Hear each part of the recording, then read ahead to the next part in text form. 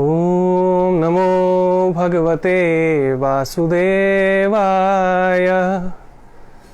ओम नमो भगवते वासुदेवाय। ओम नमो भगवते वासुदेवाय। हरे कृष्णा। आइए आज पुनः भगवद गीता स्वाध्याय और सत्संग में आप सभी का स्वागत है। आज हमने लिया है दूसरे अध्याय का 64वां श्लोक। हरे कृष्णा। राग द्वेष विमुक्तस्तु विषयानिन्द्रियैश्चरन् आत्मवश्यैर्विधेयात्मा प्रसादम अधिगच्छति। यदि आपके पास भगवद गीता है तो आप भी रख सकते हैं हाथ में दूसरे अध्याय का 64वां श्लोक। सो बेसिकली आज हम इंद्रियों को कैसे संयमित किया जाए, मन को कैसे संयमित किया जाए, उसमें भगवान क्या कहते हैं ये समझने का प्रयास कर रहे हैं।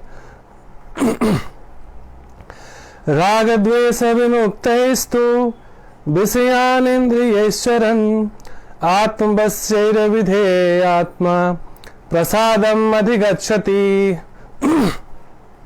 शब्दार्थ। किंतु समस्त राग तथा द्वेष से मुक्त एवं अपनी इंद्रियों को संयम द्वारा वश में करने में समर्थ व्यक्ति भगवान की पूर्ण कृपा प्राप्त कर सकता है।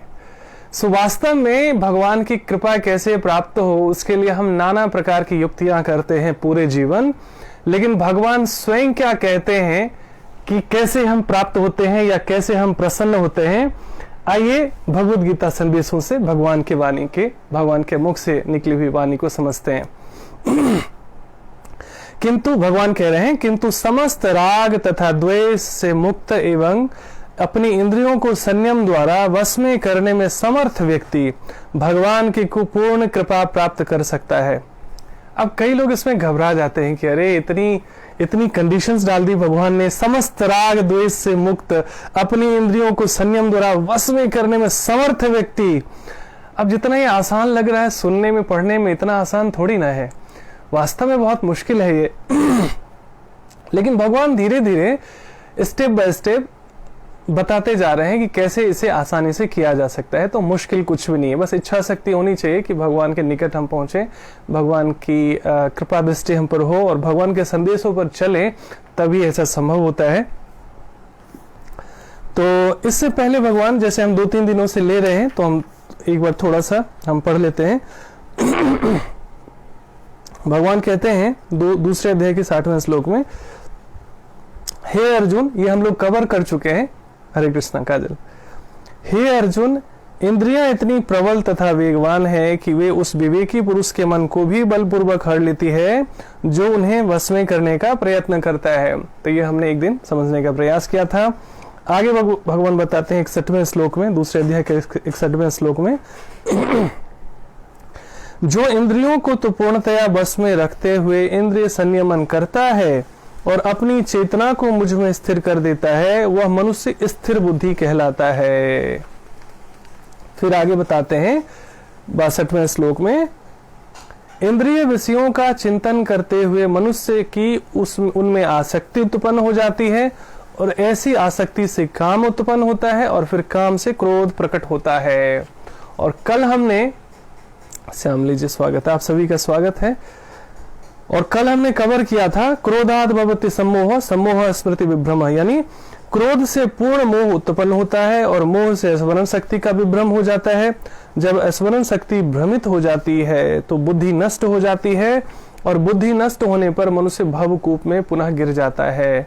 सो पहले भगवान समस्या बता रहे हैं और धीरे धीरे उसका समाधान भी बताते हैं। तो आज उसी समाधान की कड़ी में हम पढ़ रहे हैं दूसरे अध्याय का 64वां श्लोक। किंतु समस्त राग तथा द्वेष से मुक्त एवं अपनी इंद्रियों को संयम द्वारा वश में करने में समर्थ व्यक्ति भगवान की पूर्ण कृपा प्राप्त कर सकता है। तो कैसे, ये श्रील प्रभुपाद आगे बताने का प्रयास कर रहे हैं। तो आइए गुरुजनों को पहले प्रणाम कर लेते हैं।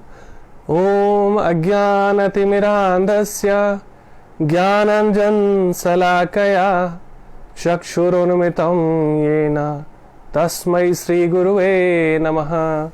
जय श्री कृष्ण चैतन्य प्रभु नित्यानंद श्री अद्वैत गदाधर श्रीवासादि गौर भक्त वृंद। हरे कृष्णा कृष्ण कृष्णा हरे हरे, हरे राम राम राम हरे हरे। वाञ्छाकल्पतरुभ्यश्च कृपा सिन्धुभ्य एव च पतितानां पावनेभ्यो वैष्णवेभ्यो नमो नमः।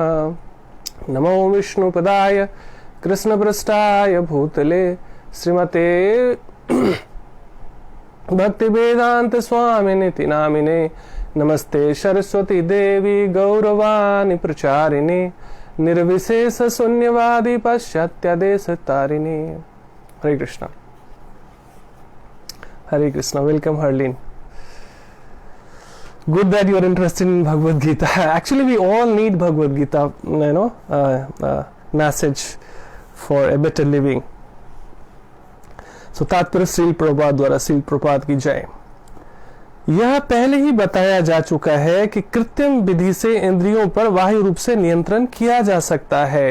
यानी कि बहुत सारे ऐसे साधन हैं जिससे अपने सेंस ऑर्गन को कंट्रोल में किया जा सकता है ना, लेकिन वो टेम्पररी है वास्तव में।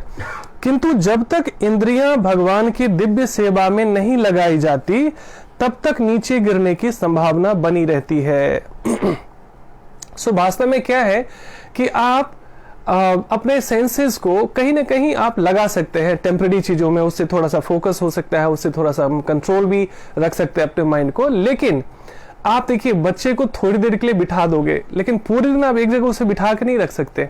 मन चंचल उसका इधर उधर जाएगा, नहीं तो उसे लगेगा कि पनिशमेंट मिल गया है। वैसे ही इंद्रियों को हम बहुत अधिक देर तक कंट्रोल करके नहीं रख सकते, जब तक कि जैसे एक बच्चे को आप ड्राइंग दे दो या पेंटिंग दे दो या कुछ ऐसी क्रिएटिव एक्टिविटीज में उनको एंगेज कर दो, तो he will be happy, he will be satisfied, he will be busy. Otherwise वो डिस्ट्रक्टिव हो सकता है, खाली मन शैतान का अड्डा। वैसे ही हमारे जितने भी सेंसेस है, माइंड है, इंटेलेक्ट है, जब तक हम गॉड कॉन्शियस नहीं होते, जब तक हम भगवान की चेतना में जीना नहीं सीखते, तो ज्यादा देर तक हम मन को कंट्रोल नहीं कर सकते। और मैंने बताया हमेशा आपको, इस जितने भी हम जितने दिन से स्वाध्याय और सत्संग कर रहे हैं, कि योगा करने वाले, मेडिटेशन करने वाले भी डिप्रेशन में चले गए थे, स्ट्रेस में चले गए थे इस पेंडेमिक के दौरान, और ऐसे अभी भी बहुत सारे लोग हैं ही ऑलरेडी। कारण क्या था? आप सुबह में मॉर्निंग में योगा कर लिया, गुड, करना चाहिए, I do it, I teach also. फिर आपने मेडिटेशन कर लिया, कुछ लोग तो करते ही नहीं है। There are few good people, they meditate different, चाहे चैंटिंग मेडिटेशन हो, साइलेंस मेडिटेशन हो, जो भी है, एक साधना करते हैं, ध्यान कर लेते हैं। 20 मिनट आपने ध्यान कर लिया, या जो भी आपने समय स्पेंड किया, ध्यान कर लिया, फिर इवनिंग में भी कर लिया। वैसे तो बहुत लोग करते ही नहीं है, कर लिया, लेकिन what about rest of the time? बाकी समय आप क्या करते हैं? जो लोग अपने काम में बिजी रहते हैं, कंस्ट्रक्टिव काम में, प्रोडक्टिव काम में बिजी रहते हैं, somehow they have engaged their senses in their job and business. What about those who is completely free? Housewives, आज मेड लगे हैं, आज हमारे पास मशीन है, काम नहीं होता ज्यादा, तो खाली मन को हम कैसे एंगेज करते हैं? खाली मन को हम कैसे इंस्पायर करते हैं कि डिवाइन एक्टिविटीज में लगा रहे? तो बहुत मुश्किल है कि हम खाली भी रहे और फिर मन हमारा कंट्रोल में भी रहे। तो खाली मन को कैसे, जब तक हम भगवान की चेतना में नहीं लगाते, भगवान के संदेशों को पढ़ने में, सुनने में, है ना, उस पर कंटेम्पलेट करने में, मेडिटेट करने में, उस वैसे ही इंस्ट्रक्शन जैसी एक्टिविटीज में एंगेज करने में, जब तक हम अपने सेंसेस को ट्रेन नहीं करते, माइंड और इंटेलेक्ट को ट्रेन नहीं करते, तो लंबे समय तक मेडिटेशन और योगा भी काम नहीं आता। That doesn't mean कि हमें मेडिटेशन छोड़ देना चाहिए, योगा छोड़ देना चाहिए। देखिए, मैं कुछ दिनों से हमेशा आपको बताते आ रहा हूं कि लोग मंदिर चले जाएं, गुरुद्वारे चले जाएं, प्रीति वेलकम, मंदिर चले जाएं, गुरुद्वारे चले जाएं, तीर्थ यात्रा चले जाएं, गंगा स्नान कर ले, पूजा पाठ कर ले, है ना, सब सारे ये जो है ना, पूजा पाठ, यज्ञ हवन, सब कुछ कर ले, जो रिचुअल्स होती है कर ले। हालांकि उसका अपना विज्ञान है, करना चाहिए, इससे हमारा सेंसेस डिसिप्लिन होता है। लेकिन यदि भगवान की चेतना में जीना सीखा नहीं, हमने अपने आप को ट्रेन नहीं किया भगवद गीता जैसे फिलॉसफी से, तो सारी रिचुअल्स धरी की धरी रह जाती है, लाइफ में कोई ट्रांसफॉर्मेशन नहीं आता। यही कारण है कि आप देख लीजिए जो 20 साल से पूजा पाठ कर रहे हैं उनको भी वही टेंशन, वही गुस्सा, वही डर, वही फाइट, वही स्ट्रगल। क्यों? भगवान का जो सच्चा डिवोटी है, और सच्चा डिवोटी कौन? जो भगवान के ज्ञान में जीने की कला सीख गया हो। केवल पढ़ के बात बनती नहीं है, लेकिन पढ़ना चाहिए। फिर हमें सीखना भी चाहिए उन लोगों से जो उसमें जीने का प्रयास कर रहे हैं। जब तक आप स्पिरिचुअल ट्रेनिंग से नहीं गुजरते, वो भी daily, it is like everyday yoga and meditation, you are training your senses, you are training your mind. So यदि आप प्रतिदिन अपने सेंसेस को, माइंड को, इंटेलेक्ट को प्रशिक्षित नहीं करते हैं भगवान के संदेशों में, तो लोग बिविल्डर्ड हो जाते हैं। और यदि यही रिचुअल्स चलता रहा, यही पूजा पाठ चलता रहा, केवल योग ध्यान ही चलता रहा, तो आगे भी पिछले जो भी 10-20 साल गया, जितना भी गया वो तो गया ही गया, है ना। कॉन्शियस प्यूरिफिकेशन में यदि हमने काम नहीं किया, और आगे भी कोई 80 साल 90 साल का भी व्यक्ति हो जाए, तो आप देखेंगे मंदिर भी जा रहे हैं, गुरुद्वारे भी जा रहे हैं, फिर भी टेंशन है लाइफ में, फिर भी फ्रस्ट्रेशन है लाइफ में। कारण यह है कि ट्रेनिंग से नहीं गुजरे हैं। यदि आप कॉन्शियस प्यूरिफिकेशन की ट्रेनिंग से नहीं गुजरते भगवद गीता जैसे संदेशों में, तो लंबे समय तक मन को और सेंसेस को कंट्रोल में नहीं रखा जा सकता है। सो यहाँ पर कह रहे हैं प्रभुपाद, यह पहले ही बताया जा चुका है कि कृत्रिम विधि से इंद्रियों पर बाह्य रूप से नियंत्रण किया जा सकता है, किंतु जब तक इंद्रियां भगवान की दिव्य सेवा में नहीं लगाई जाती, तब तक नीचे गिरने की संभावना बनी रहती है ना। तो जब तक थोड़ी देर के लिए हम टेम्पररी कंट्रोल कर सकते हैं मन को, लेकिन भगवान की सेवा में जब तक हम, भगवान के इंस्ट्रक्शन में जब तक अपने माइंड को एंगेज नहीं करते, तब तक नीचे गिरने की संभावना बनी रहती है।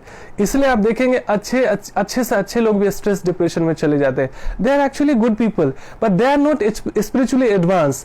इसलिए हम हमेशा कहते हैं कि आपको अच्छा इंसान नहीं बनना है, आपको आध्यात्मिक बनना है। You do not have to be a good person but a spiritual person.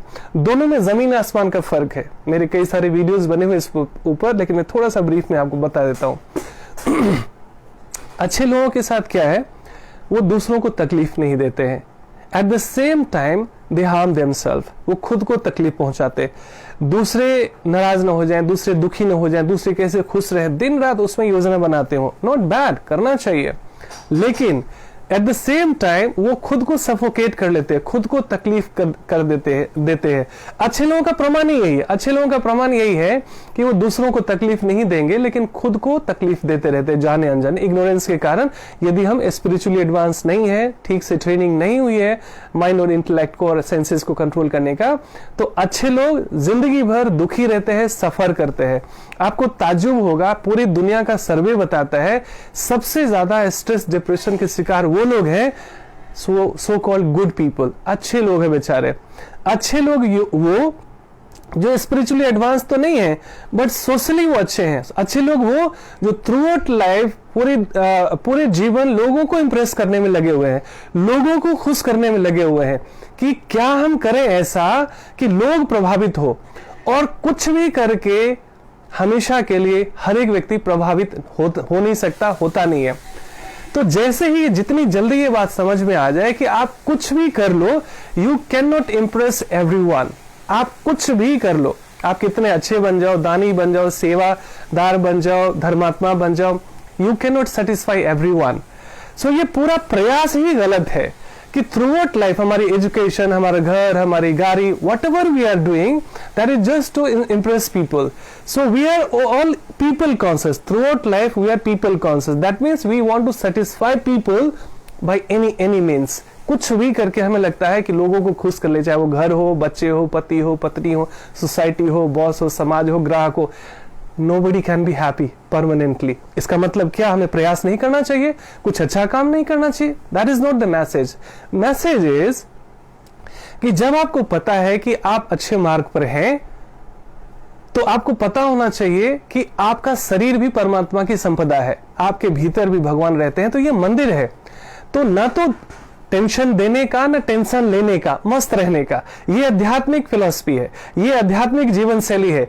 किसी को दुख नहीं देंगे, eight the same time I will not harm my self. उसी समय मैं खुद को भी तकलीफ नहीं दूंगा। मेरा कोई हक नहीं बनता कि हम अपने को भी तकलीफ दे। तकलीफ इन द सेंस योगा नहीं करना, प्राणायाम नहीं करना, ठीक से खान पान का ध्यान नहीं करना, प्रॉपर रेस्ट नहीं लेना, है ना, और खुद की खुशी के लिए कुछ भी नहीं करना। कई बार लोग देखिए दो तरह की एक्सट्रीम होती है, या तो लोग दूसरे को इंप्रेस करने में, दूसरों को खुश करने में पूरा जीवन मिट जाते हैं, और कुछ लोग इतने स्वार्थी होते हैं कि केवल मैं फंसे रहते हैं। मतलब दोनों ही एक्सट्रीम है। तो हमारा जो भगवत गीता का संदेश यही है कि आपको अच्छा इंसान नहीं बनना है, आपको आध्यात्मिक इंसान बनना है। अच्छा इंसान हमेशा जीवन भर दुखी रहता है। आप अपने आसपास देख लीजिए, मैं बताता हूं ना, मैं तो काउंसलिंग में हूं मैं already. So I have been working in different hospitals. मेरी कंसल्टेशन रहती है काउंसलिंग की, डाइट की, योगा की, मेडिटेशन की। So I have been meeting people since many years. और मैंने देखा, और जैसे मैं अभी 5 साल से महर्षि आयुर्वेदा में मैं बता रहा हूँ, जाता रहा हूँ, मैंने देखा लगभग 80 देशों से जो लोग आते थे वहां पर, डॉक्टर्स, इंजीनियर्स, फार्मास्यूटिकल कंपनी के ऑनर्स, है ना, रिसर्च स्कॉलर्स, साइकेट्रिस्ट, डॉक्टर्स, वो लोग ज्यादा, भले वो दूसरे को अंग्रेजी दवाइयां लिखते हैं, लेकिन अपने इलाज के लिए वो आयुर्वेदा, योग, मेडिटेशन इत्यादि पे भरोसा करते, खासकर भारतीय पद्धति पे। तो मैंने बहुत करीब से रिसर्च किया, मैंने ऑब्जर्व किया कि इनके जीवन में सबसे ज्यादा मैंने देखा, दे आर गुड पीपल। जितने भी स्ट्रेस डिप्रेशन के ज्यादा केसेस है, अपने आप आसपास पे नजर दौड़ा के देख लीजिए, यदि आपके रिश्तेदार या फैमिली मेंबर्स में कोई भी ऐसा व्यक्ति है जो स्ट्रेस डिप्रेशन के शिकार हो गए हैं, आप देखेंगे ये एक्चुअली भले इंसान है। भले इंसान जो दूसरों को तकलीफ नहीं देता, लेकिन उसी समय खुद को तकलीफ देता रहता है इग्नोरेंस के कारण। और क्यों, कई बार हम दूसरों को खुश करने में पिस जाते हैं। अध्यात्म कहता है बैलेंस, भले बनो पर भोले नहीं, है ना। तो टेंशन देने का नहीं, टेंशन लेने का नहीं, मस्त रहने का, लेकिन वो बिना कॉन्शियस प्यूरिफिकेशन के, बिना आध्यात्मिक चेतना के नहीं आती है। आप देखें ना, highly qualified people, highly rich people, highly successful people and people in good position, they are also in stress depression most of the time. नींद की गोली से भी नींद नहीं आ रही है, कलह है, तलाक के केसेस, कोर्ट के केसेस क्यों बढ़ते जा रहे हैं? लोग तो पढ़ाई, पहले तो ज्यादा पढ़े लिखे नहीं होते थे, आज पढ़े लिखे लोगों की संख्या तो बहुत बढ़ गई है, फिर भी तलाक के केसेस, स्ट्रेस डिप्रेशन के केसेस, कोर्ट केसेस क्यों बढ़ते जा रहे हैं? और उसका सबसे बड़ा एग्जांपल है सबसे विकसित देश अमेरिका और जापान, ऑस्ट्रेलिया इत्यादि। क्योंकि ईश्वर की कृपा से मैं इस प्रोफेशन में हूं कि मुझे दुनिया भर के लोगों से संपर्क होता है। आज ऑनलाइन भी हो रहा है, पहले ऑफलाइन भी हम पिछले 5 साल से करते रहे, लोगों से मिलते रहे। तो मैंने करीब से देखा ये लोग अच्छे भले इंसान हैं, फिर भी स्ट्रेस डिप्रेशन के शिकार क्यों हैं? अच्छा, हाईली एजुकेटेड पीपल, बड़ी सारी बुक्स लिख दी है, पीएचडी कर ली, पता नहीं क्या क्या चीजों पर रिसर्च कर लिया है, पैसे की कोई कमी नहीं, दुनिया भर में इलाज करा लिया, अंत में जाकर उनको भारतीय पद्धति, जब जिनको भी मैंने बोला भगवत गीता संदेशों को पढ़ना शुरू करो, मैंने देखा उनकी चेतना में परिवर्तन हुआ। जब वो 6 महीने बाद, साल भर बाद आते थे, तो वो एक अलग बदले हुए इंसान होते थे। Highly educated, highly rich, professionally advance, सब कुछ था, एक ही चीज की कमी थी, ईश्वरीय चेतना में जीना नहीं सीखा था। और मैं मजे की बात यह है, मैं डेली इस चीज को रिपीट कर रहा हूं, ऐसे लोगों के कार में भी मंदिर है, घर में भी मंदिर है, ऑफिस में भी मंदिर है, पॉकेट के पर्स में भी भगवान का फोटो है, फिर भी लोग दुखी क्यों हैं? क्योंकि केवल पूजा पाठ घंटी से कॉन्शियस प्यूरिफिकेशन नहीं होती है। इंद्रियों को थोड़ा डिसिप्लिन मिलता है, इसी बहाने पे थोड़ा सा हम टाइम पे नहाते हैं, बाकी चीजें करते, दैट इज गुड, मैं उसकी निंदा नहीं कर रहा हूं, है ना। किसी में भी कोई चीज, मतलब कोई प्रॉब्लम नहीं है। प्रॉब्लम यही है कि जब तक आप केवल सोशली अच्छे बने रहेंगे, और सारी एजुकेशन हमें सिखाती है मतलब आजीविका कैसे कमानी, हाउ टू मेक लिविंग, जीना सिखाते नहीं है किताबी पुस्तकें। नहीं तो पढ़े लिखे लोग स्ट्रेस डिप्रेशन के शिकार क्यों होते, वो दुखी क्यों होते? यदि धन से ही सुख मिलता है तो जो बड़े सारे रिच लोग हैं वो सुसाइड क्यों करते? आप फिल्म इंडस्ट्रीज का उदाहरण देख लीजिए, बड़े बड़े व्यापारी का उदाहरण देख लीजिए। कहने का मतलब क्या है, कोई भी व्यक्ति कितना रिच हो जाए, एजुकेटेड हो जाए, लेकिन जिसने भगवत गीता जैसे संदेशों में यानी ईश्वरीय चेतना में जीना नहीं सीखा, उसको जीना नहीं आता। और कई बार लगता नहीं है भगवत गीता जब बूढ़े हो जाएंगे, जब दांत टूट जाएगा, जब सुनने की शक्ति नहीं रहेगी, जब देखने की शक्ति नहीं रहेगी, जब चलने की शक्ति नहीं रहेगी, तब भगवत गीता इत्यादि भगवान देखेंगे ना। अरे भैया, जिसने पूरे जीवन भगवान के संदेशों में लेकिन जीना नहीं सीखा, उसको बुढ़ापे में भी कोई इंटरेस्ट नहीं आता। भगवान कहते हैं ना, अंतकाले चमा में स्मरण मुक्त्वा कलेवरम, अंतकाल में भी कोई मेरा नाम ले, मैं उसको मुक्त कर देता हूं। लेकिन अंतकाल में भी वही नाम ले सकता है जिसने पूरे जीवन उनके चेतना में जिया है। तो क्या होता है, कई लोग आपको कहते हैं भगवान का नाम लो, थोड़े दिन के बाद सब छूट जाता है, जप ध्यान छूट जाते हैं। कारण स्वाध्याय नहीं करते, सत्संग नहीं करते। स्वाध्याय और सत्संग से मोटिवेशन मिलती है, हमारा व्हाई क्लियर होता है, लॉजिक क्लियर होता है कि क्यों करना चाहिए। जब तक उसका लाभ ना पता हो तब तक तो व्यक्ति योग भी नहीं करता, तब तक तो व्यक्ति कुछ भी अच्छा कार्य नहीं करता। तो स्वाध्याय और सत्संग से मोटिवेशन मिलती है तो हमारी साधना अच्छी रहती है, साधना अच्छी रहती है तो हम डिसिप्लिन लाइफ जीते हैं। तो आध्यात्मिक व्यक्ति ना किसी दूसरे को तकलीफ देता है, ना खुद को तकलीफ देता है, क्योंकि उसे पता है ये जो हमारा शरीर है ये भी परमात्मा की संपदा है, ये भगवान की प्रॉपर्टी है, इसको मैं कैसे तकलीफ दे सकता हूं, है ना। तो टेंशन देने का नहीं, लेने का नहीं, मस्त रहने का। तो इसलिए आपको अच्छा इंसान नहीं बनना है। आप अपने आसपास देख लो, मैं इस चीज को बार बार रिपीट कर रहा हूं, डेली रिपीट कर रहा हूं। अच्छे लोग दुखी मिलेंगे आपको, क्योंकि वो स्पिरिचुअली एडवांस नहीं है। तो अच्छे से आध्यात्मिक व्यक्ति की यात्रा, यानी people conscious to God conscious की यात्रा है आध्यात्मिक यात्रा। और कई बार लगता है ना, दुखी लोग, परेशान लोग भगवान भगवान करने लगते हैं, भक्ति में, गीता में जाते हैं। ऐसा नहीं है, ऐसा नहीं है, ये सबसे बड़ा भ्रम है। और अगर दुखी होकर भी कोई व्यक्ति गीता में आए, मंदिर में आए, मंदिरालय में जाने से तो बेहतर ही है। तो हर तरीके से विन विन सिचुएशन है। लेकिन वास्तव में जीना कैसे सीखा जाए, उसके लिए अध्यात्म का ज्ञान आवश्यक है, उसके लिए भगवत गीता का ज्ञान आवश्यक है। इसलिए चाहे दुखी होकर या सुखी होकर कोई भी भगवान के शरण में आता है, भगवान में शरण के आने का मतलब केवल पूजा पाठ घंटी नहीं, भगवान के शरण में शरणागत होने का असली मीनिंग है भगवान के संदेशों में जीना। जो मैं एक लेमैन की तरह हमेशा एग्जांपल दे रहा हूं, कोई बच्चा अपने पापा को गुड मॉर्निंग गुड इवनिंग करे, पैर छुए, सब कुछ करे, बात एक ना माने। हम सब ऐसे ही भगवान के बच्चे हैं। सब भगवान को मानने वाले लोग हैं, नशा कर रहे हैं, मांसाहार कर रहे हैं, व्यभिचार कर रहे हैं, चीटिंग कर रहे हैं, धोखा दे रहे। अरे भगवान को मानने वाले लोग ये करेंगे क्या? क्यों?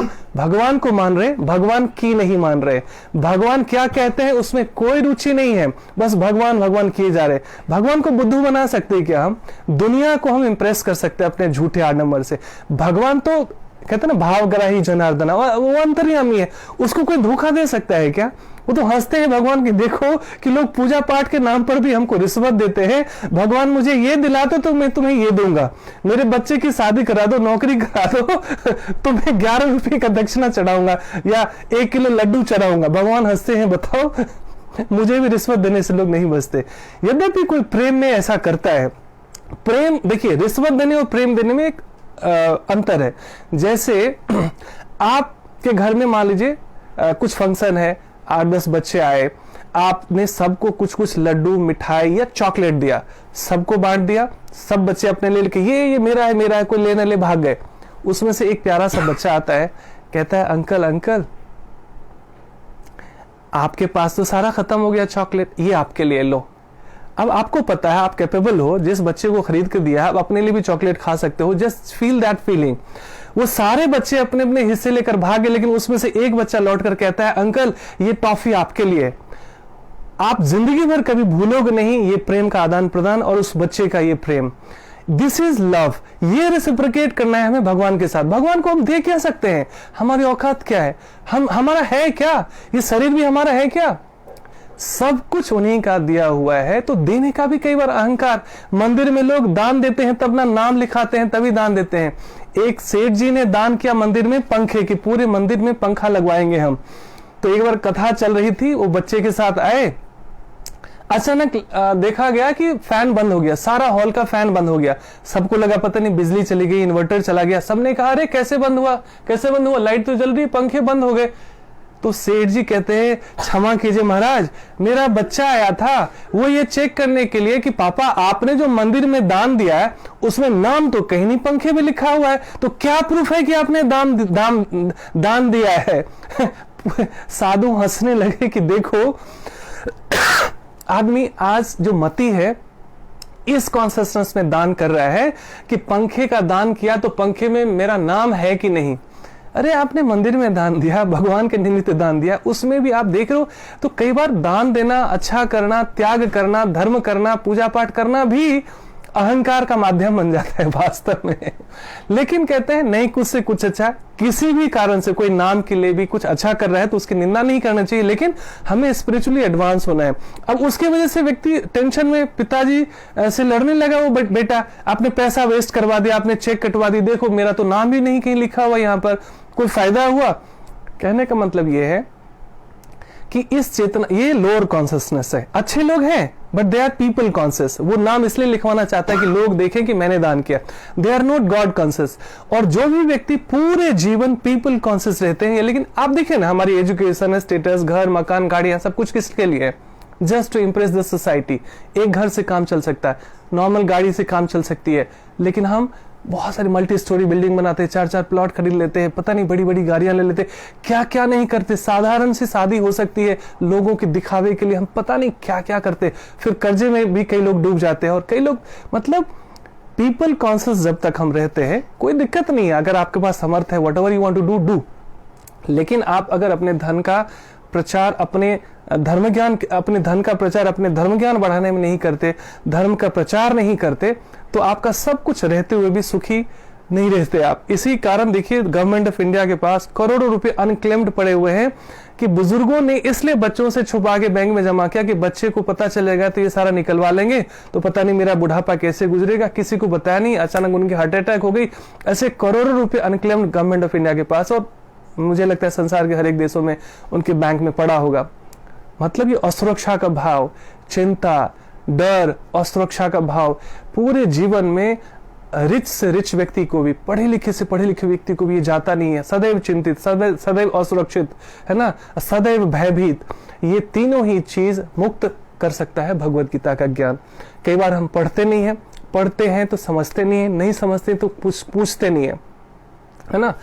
तो यही हमारे अज्ञानता का कारण है। और यही हमारा स्वाध्याय में कह रहा था, मैं प्रतिदिन पढ़ता ही था। मैं फेसबुक लाइव पर आकर इसलिए पढ़ना शुरू किया। स्वाध्याय भी और सत्संग में जब मिलकर इस ज्ञान को सुनते हैं तो हम सब प्यूरिफाई होते हैं। तो सुनने वाला, सुनाने वाला दोनों प्यूरिफाई होता है। मैं प्रतिदिन आपसे चर्चा कर रहा हूं। तो people conscious to God conscious. God conscious में क्या हुआ? कोई स्तुति करे, निंदा करे, मैं अच्छा कर रहा हूं, कोई नोटिस करे न करे, भगवान देख रहा है ना। ये पुख्ता विश्वास अच्छे लोगों का भी दिख जाता है। लोग भ्रमित हो जाते हैं, उन्हें लगता है ठीक है भगवान तो देखते हैं, लेकिन लोगों को भी तो पता चलना चाहिए ना। अब जब तक ये रत्ती भर भी भावना रहती है कि लोगों को भी पता चलना चाहिए ना, हम फिर 100% प्योर नहीं हो पाते। 100% फिर खुशियां, जिस मात्रा में हम गॉड कॉन्शियस होते हैं, हमारी हैप्पीनेस बढ़ती जाती है। और जितनी अधिक मात्रा में हम संसार में लिप्त रहते हैं, लोगों को प्रभावित करने में लिप्त रहते हैं, ये न के प्रकार आप देख लीजिए, आज लोगों को नींद की गोली से भी नींद नहीं आ रही है, हाइपर है ना, टेंशन हो रहा है, स्ट्रेस डिप्रेशन के शिकार हो रहे हैं, डायबिटीज, ये सारे रोग व्याधियां क्या है? हम लोग तो रिसर्च करते हैं, हर एक रोग व्याधियों का असली कारण है आदि और व्याधि।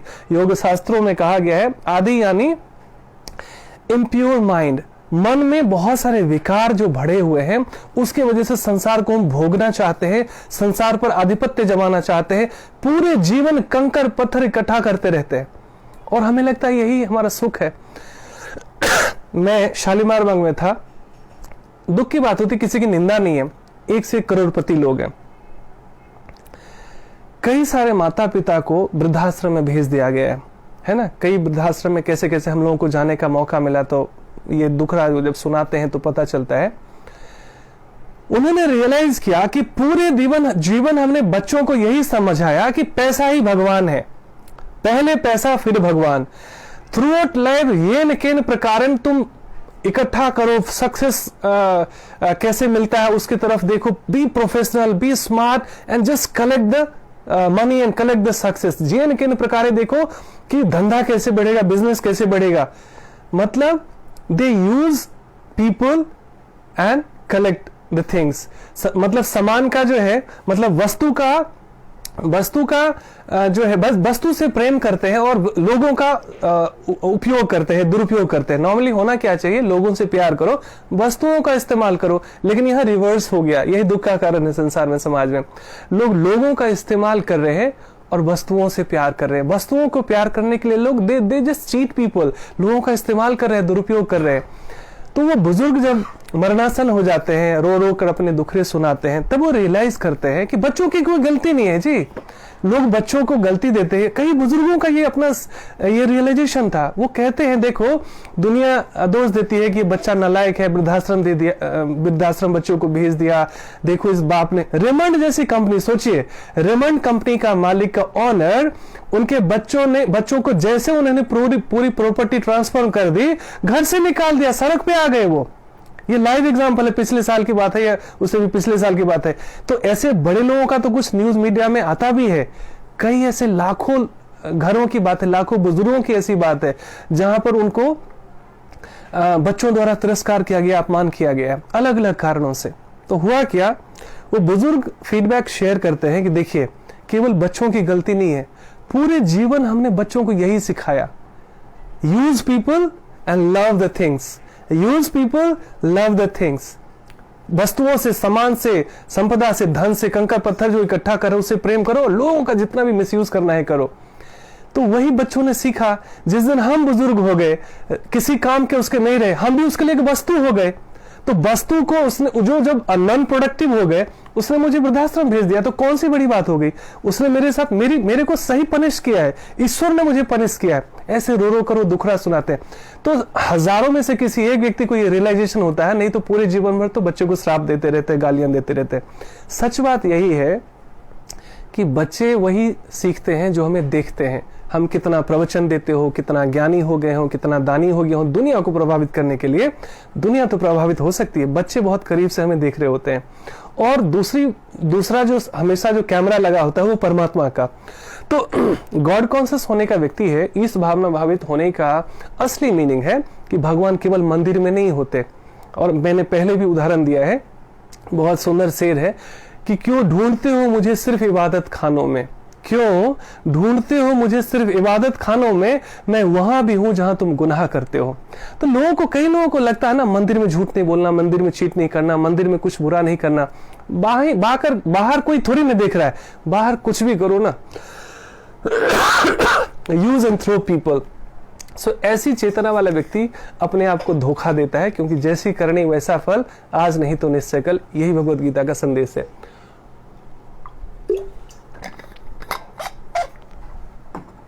यही धर्म संदेश है।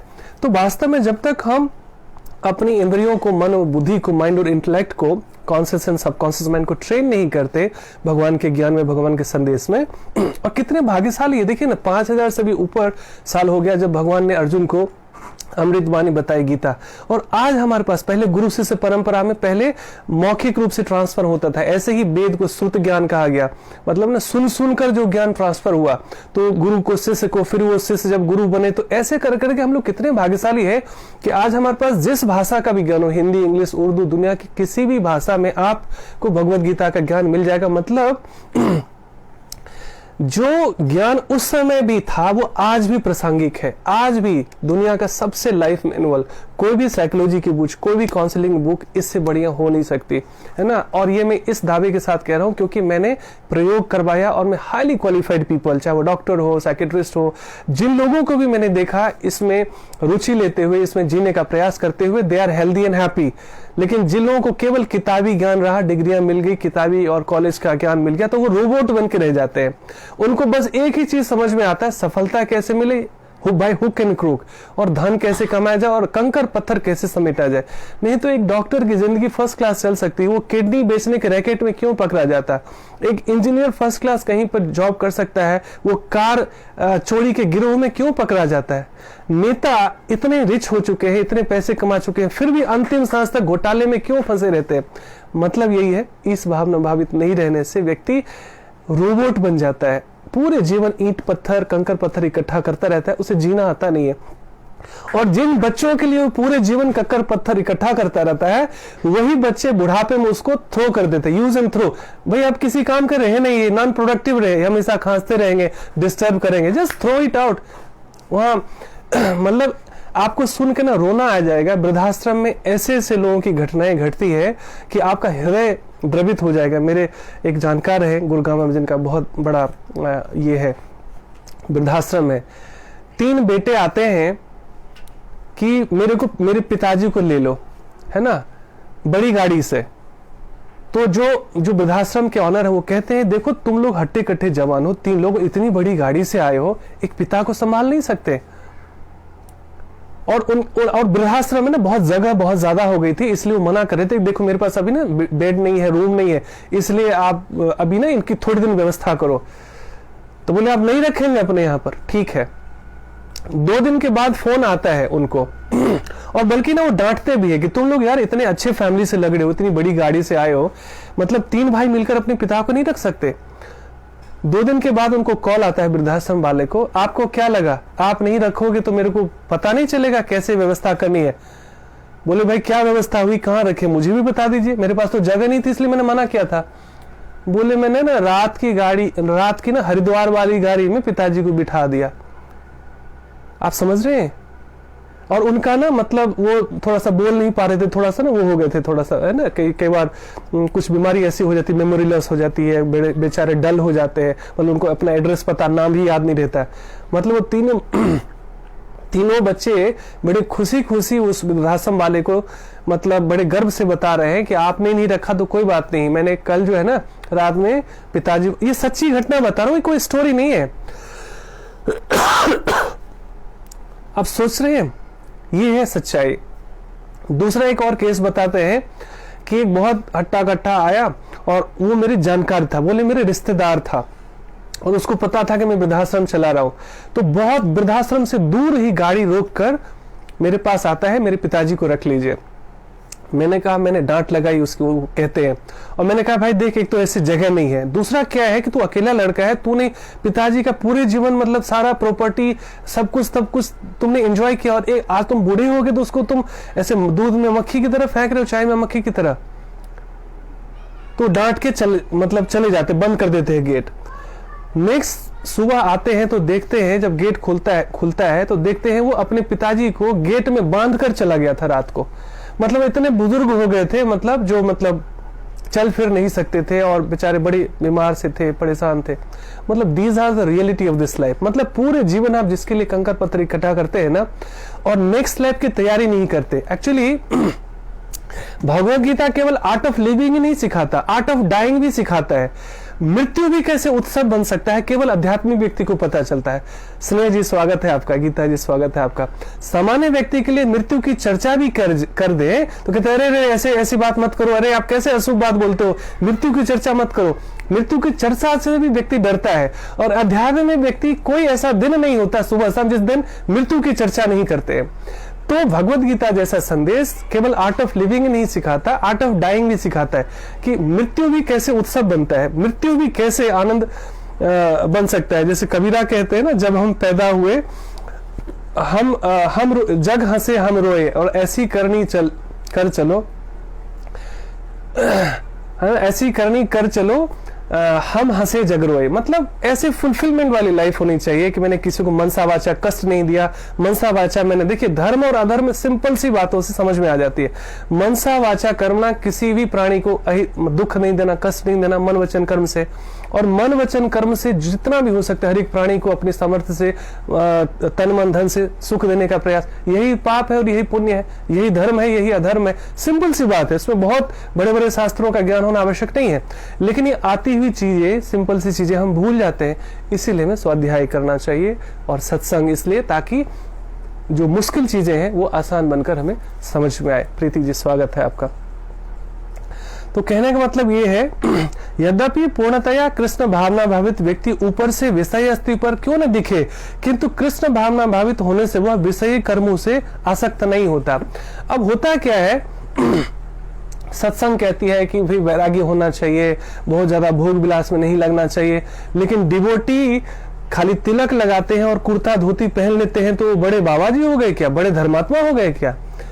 सामान्य व्यक्ति ऐसे सोचता है, ऐसा नहीं है। देखिए, तिलक लगाकर कुर्ता धोती और साधु वेश में एक बहुत बड़ा ठग भी हो सकता है। तो कभी भी इस धोखे में नहीं रहना चाहिए कि कोई तिलक लगा रहा हो और कुर्ता धोती पहन रहा हो तो बहुत बड़ा धर्मात्मा हो गया। ठग नहीं हो सकता है। लेकिन हम पूरी दुनिया को तो सुधार नहीं सकते, लेकिन हम अपनी जिम्मेदारी ले सकते हैं कि ठग लोग और बुरे लोग भी हमें कुछ सिखा के जाते हैं, वो भी एक गुरु तत्व है। बुरे लोग ये सिखा के जाते हैं कि मेरे जैसा मत बनना, नहीं तो ये हाल होगा। नहीं तो पूरे जीवन क्या होता है कि हम ठग लोगों को, वो बाबा जेल चले गए, वो व्यक्ति जेल चला गया, वो ऐसा, पूरे जीवन हम दूसरों की निंदा करते करते खुद को जस्टिफाई करते रहते हैं, मैं तो सही हूं, वो बंदा बुरा था, वो बंदा बुरा था। जिंदगी बहुत छोटी है, केवल बुरा बुरा बुरा सोचते रहेंगे तो हम केवल नेगेटिव अट्रैक्ट करेंगे। और यदि हम एप्रिशिएशन सीख जाए, है ना, एटीट्यूड ऑफ ग्रेटिट्यूड सीख जाए, तो हम दुनिया से universal love and happiness attract करते हैं। तो कहने का मतलब क्या है कि देखा जाता है कि जो कृष्ण भावना व्यक्ति है, भाई वो भी, उनका भी गृहस्थ जीवन है, उनके भी बच्चे हैं, उनका भी घर है, उनकी भी गाड़ी है, उनकी वो बिजनेस भी करते हैं, जप ध्यान भी करते हैं, सत्संग भी करते हैं, गीता भी पढ़ते हैं, और सामान्य व्यक्ति की तरह तो जी रहे हैं, गृहस्थ में रह रहे हैं, कोई हिमालय पे तो जाते नहीं, बच्चे हैं उनके भी, भाई वो धंधा भी करते हैं, जॉब भी करते हैं, बिजनेस भी करते हैं, गाड़ी भी खरीदते हैं, प्लॉट भी खरीदते हैं, तो कैसे हो गए, कैसे माने में कृष्ण भावना भावित है। तो सामान्यतया ऐसे जो व्यक्ति डिवोटी नहीं है उनको लगता है कि ये आम व्यक्ति की तरह है, लेकिन दिखने में वो आम सा लगने वाला व्यक्ति अपना हृदय भगवान को दे चुका होता है। हम दिल दे चुके सनम तो उसके लिए सनम है भगवान, और वो दिल दे चुके होते हैं, तो इसको बोलते हैं गॉड कॉन्शियस। तो इसको कहते हैं खुली आंखों से ध्यान, 24 घंटे सहज समाधि में। वो भोजन भी करता है तो भगवान का धन्यवाद करता है, बिना ऑफर के खाता नहीं है। वो कुछ भी करता है, घर बनाता है भगवान का धन्यवाद, गाड़ी लेता है भगवान का धन्यवाद, what ever he is doing, उनकी चेतना में भगवान ही रहते हैं, जीवन के केंद्र में भगवान रहते हैं। इसीलिए वो बेफिक्र होकर चैन की नींद सोता है। वो चाहे बहुत उसको लॉस होता हो, प्रॉफिट होता हो, लाभ होता हो, हानि होती हो, जीवन हो, मृत्यु हो, मान हो, अपमान हो, वो सम रहने का प्रयास कर सकता है। बुलबुले की तरह वो भी विचलित हो सकता है। कोई भक्त होने से कोई पत्थर दिल का तो हो नहीं जाता, उसको भी कोई भी उसके साथ, उसके जीवन में भी कोई मृत्यु हो, कुछ उसके परिवार में कुछ अहित हो, कुछ घटना दुर्घटना हो, विचलित हो सकता है। हम भगवान थोड़ी है, we are all human being. आशा स्वागत है। लेकिन बुलबुले की तरह होता है, तुरंत वो बाउंस बैक करते हैं, क्योंकि वो अपना दिल भगवान को दे चुके होते हैं और पूर्ण श्रद्धा में रहते हैं।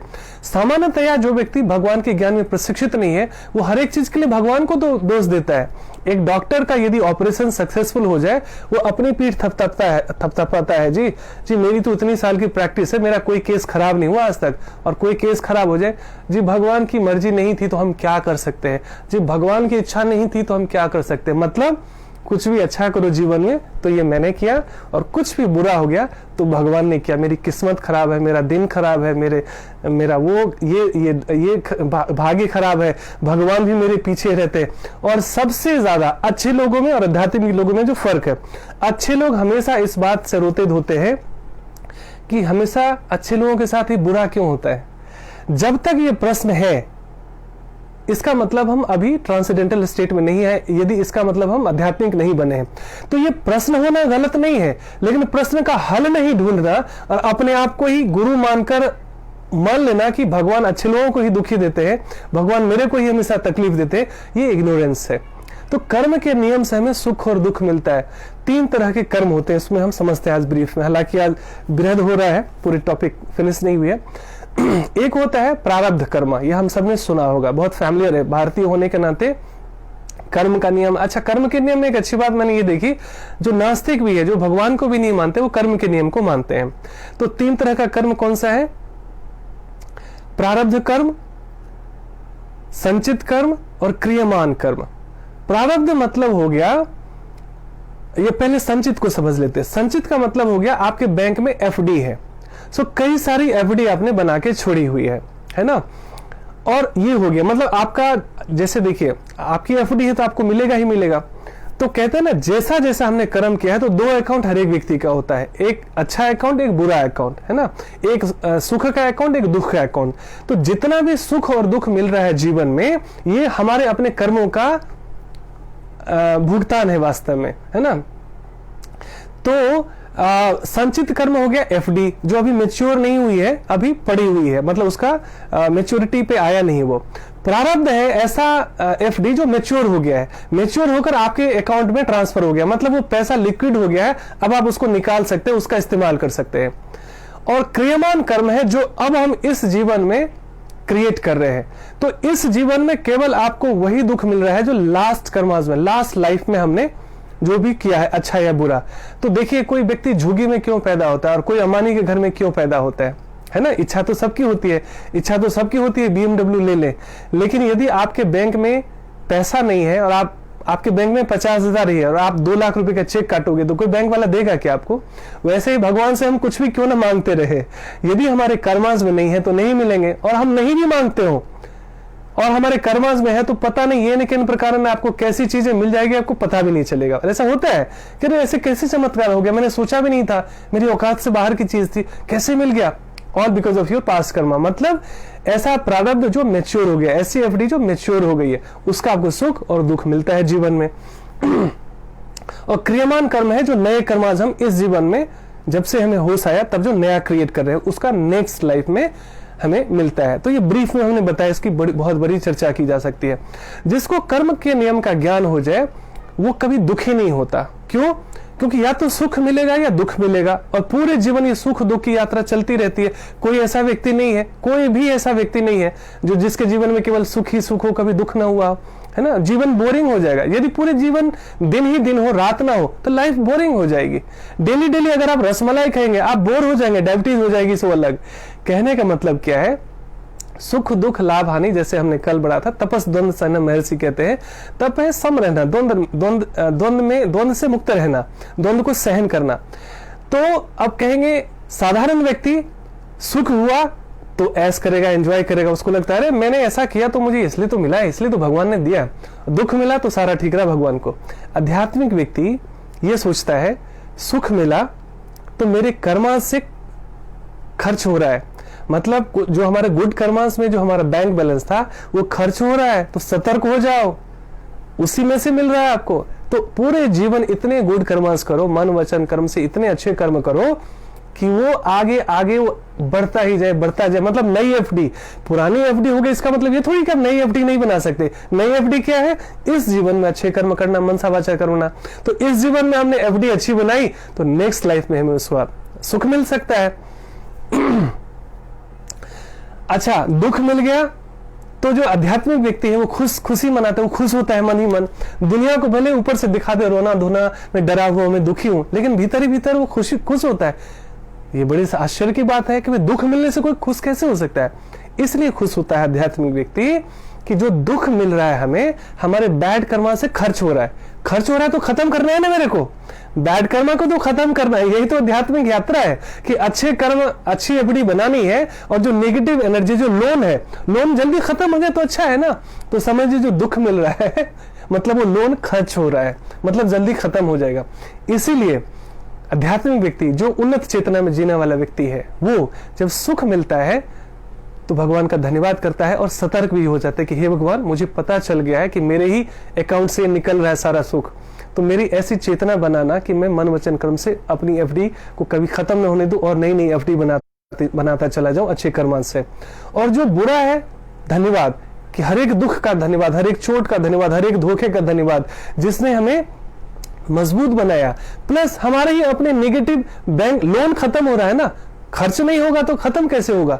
तो कई बार लोग ज्योतिष के पास जाते हैं, कई बार लोग अंगूठी पहन लेते हैं, कई बार ये करते हैं, कोई बुराई नहीं है। हालांकि कितने लोग उसमें से, मैं तो किसी को रिकमेंड नहीं करता हूं, यद्यपि एक विज्ञान है, चूंकि वैदिक शास्त्र है, क्योंकि ज्योतिष जो है वैदिक विद्या है, लेकिन मैं किसी को रिकमेंड नहीं करता, क्योंकि आज तक मुझे ऐसा कोई व्यक्ति नहीं मिला जिसमें मैं ट्रस्ट कर सकूं। जिज्ञासा की वजह से मैंने कई सारे पैसे बर्बाद किए, समय बर्बाद किए देखने के लिए, क्योंकि मुझे कई लोग पूछते रहते कि आप देखते हो क्या ज्योतिषी या कुंडली वगैरह? मैं कहता हूँ नहीं, मैं नहीं देखता हूँ, लेकिन मैंने अगर किसी को देखा कि वो व्यक्ति विश्वास पात्र है तो मैं आपको जरूर रिकमेंड करूंगा। So I could not find any single person as of now. हाँ, कुछ लोग हैं जिसपे मैं 10% विश्वास कर सकता हूं।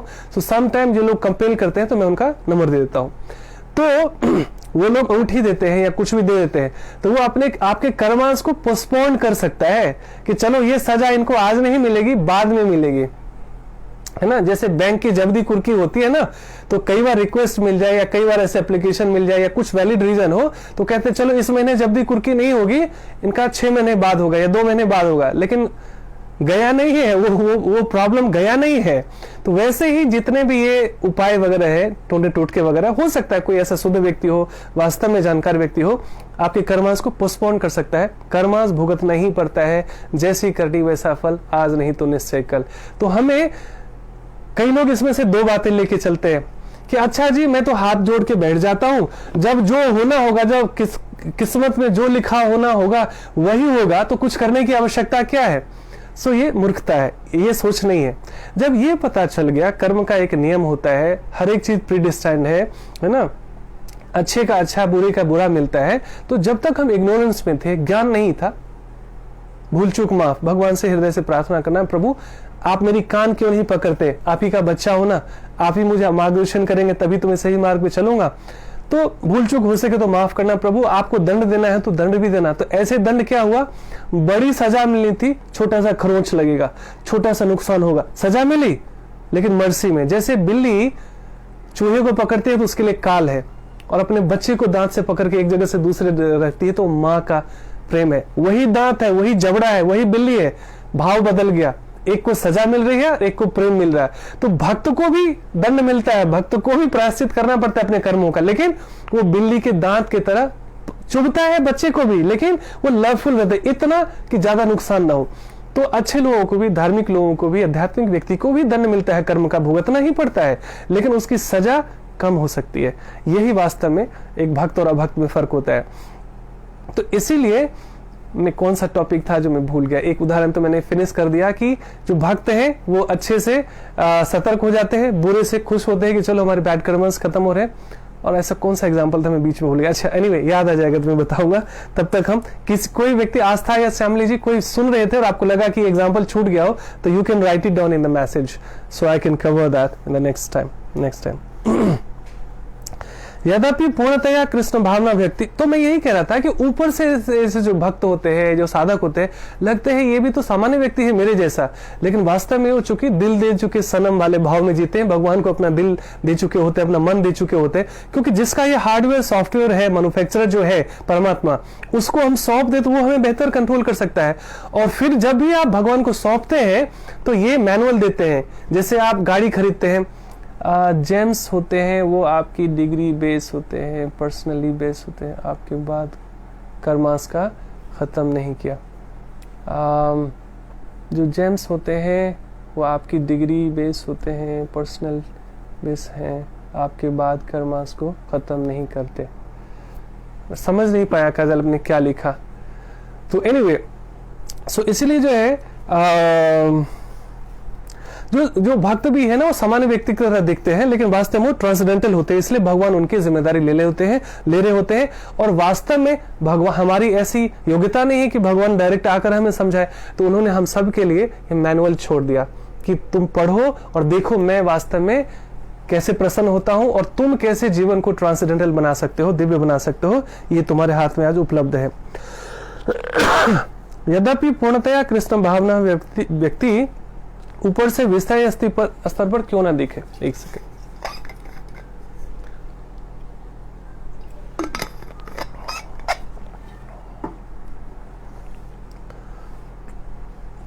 किंतु कृष्ण भावना भावित होने से वह विषय कर्मों में आसक्त नहीं होता।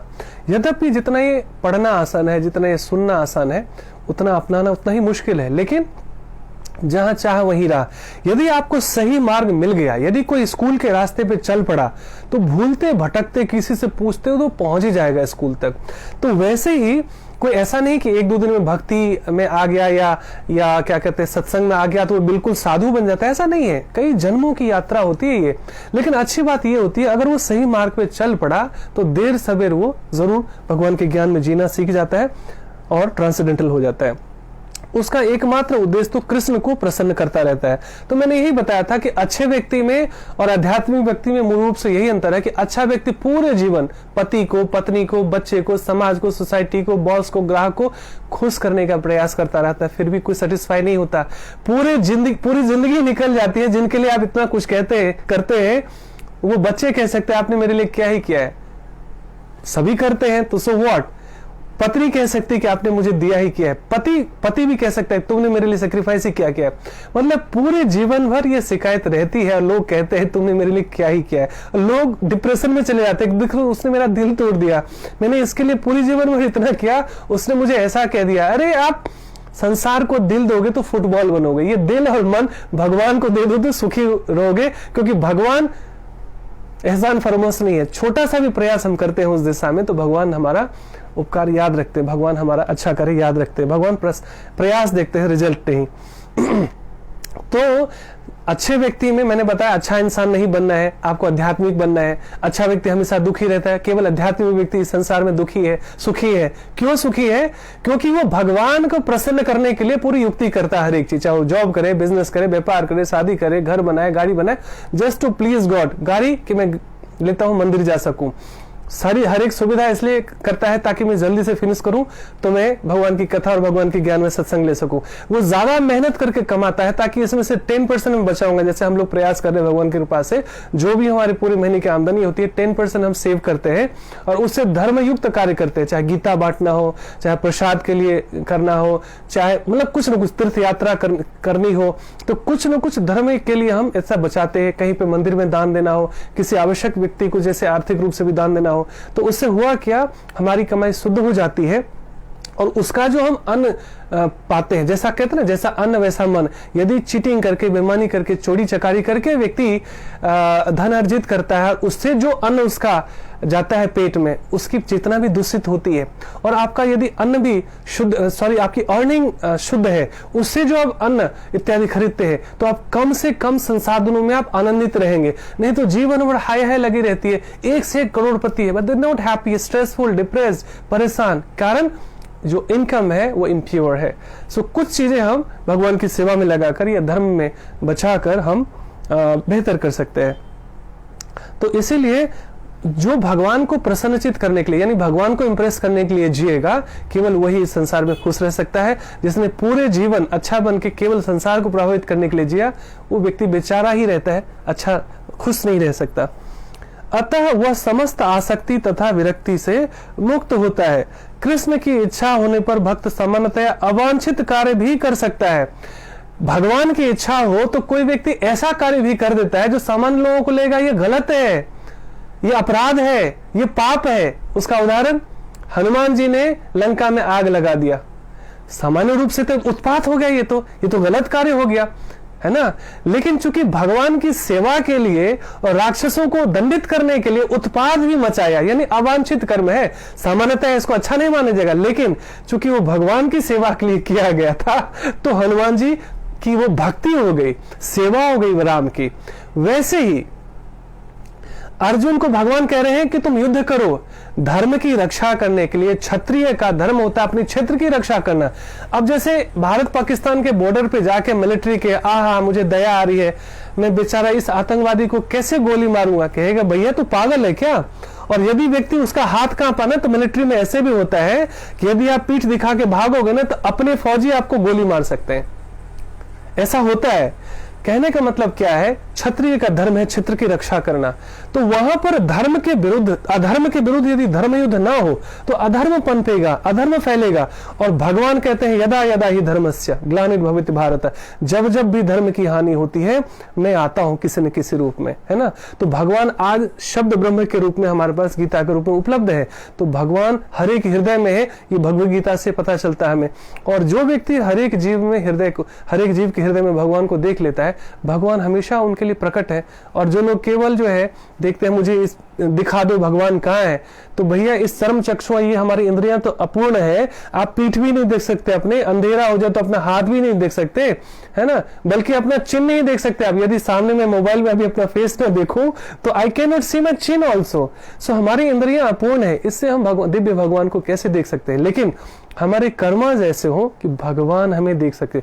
वो तो कण कण में विद्यमान है, हजारों आंखें हैं उसकी, करोड़ों आंखें हैं, वो हमें देख सकता है। तो ऐसे कर्म करने चाहिए कि हमको भगवान दिखे न दिखे, भगवान की नजर में हम आ जाए, है ना।